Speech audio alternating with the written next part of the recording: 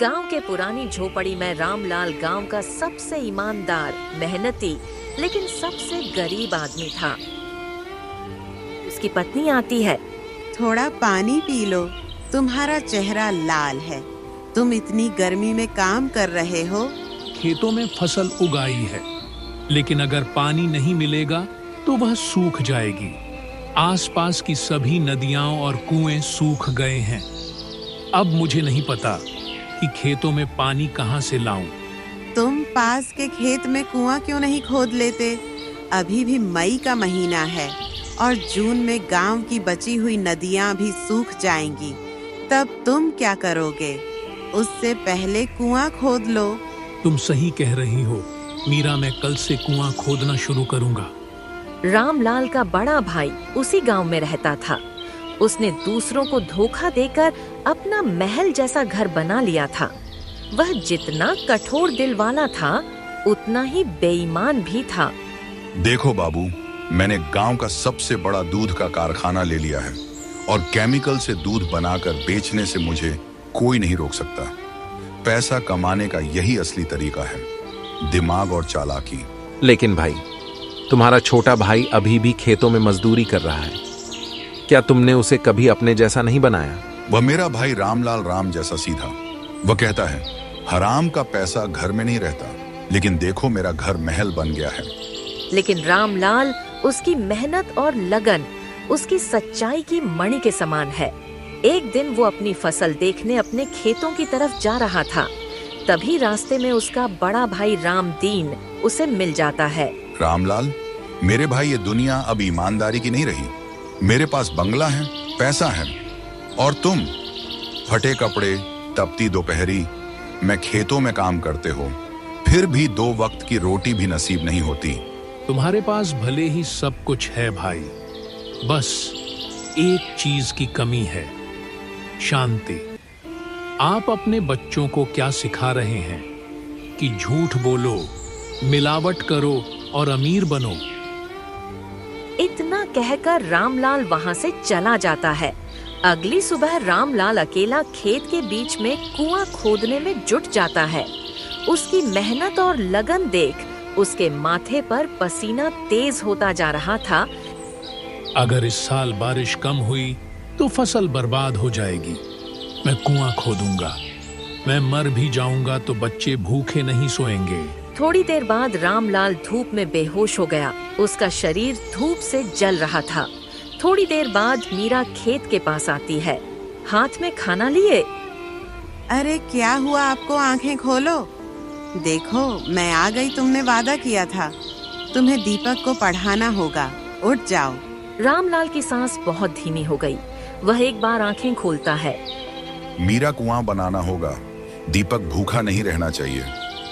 रामलाल की आंखें बंद हो जाती हैं।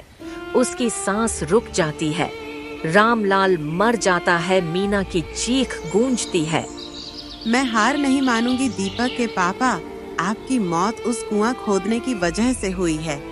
मैं इसे पूरा करूंगी। कुछ दिन बाद मीरा खेत की तरफ चल दी और फिर अधूरे कुएं को खोदना शुरू कर दिया। कई दिनों के बाद उसकी मेहनत रंग लाई और आखिरकार उसे कुएं से पानी मिल ही गया। राधा, पानी की समस्या बढ़ती जा रही है। सारे तालाब और कुएं सूख गए हैं। गांव के लोग पानी के लिए तरस रहे हैं। अगर मैं पानी का व्यापार करने लगूं तो मुझे अच्छी आमदनी होगी। लेकिन तुम पानी का व्यापार कैसे करोगे? कहीं पानी नहीं है। दूर दूर तक कुएं और तालाब सूख गए हैं। मूर्ख, क्या तुम्हें नहीं पता? मीरा ने कुआं खोदा है और उसमें से पानी भी निकला है। अब देखो मैं पानी का कैसा कारोबार करता हूँ। तभी रामदीन मीरा के घर जाता है। मीरा, मैं आपसे कुछ बात करना चाहता था। मुझे इस बारे में बात करते हुए बुरा लग रहा है। कुएं वाला खेत, बाबूजी ने वह खेत मेरे नाम कर दिया था। शायद रामलाल ने आपको नहीं बताया। जेठ जी, अगर वह जमीन आपकी थी तो आपने उस जमीन को बंटवारे में क्यों नहीं लिया? देखो मीरा भाई की गरीबी का हाल देखकर, वो जमीन मैंने भाई को दे दी थी, लेकिन अब वो जमीन मुझे लेनी पड़ेगी। अगर तुम्हें यकीन नहीं होता तो मैं कागज साथ लाया हूँ। देख लो, मैं कल सुबह में मुखिया के पास जाऊंगा और ये कागज उसे दिखाऊंगा। ठीक है मीरा? और अगली सुबह मीरा कागज लेकर मुखिया के पास जाती है, लेकिन उसे इस बात की जानकारी नहीं थी कि मुखिया रामदीन से पैसे भी ले रहा था।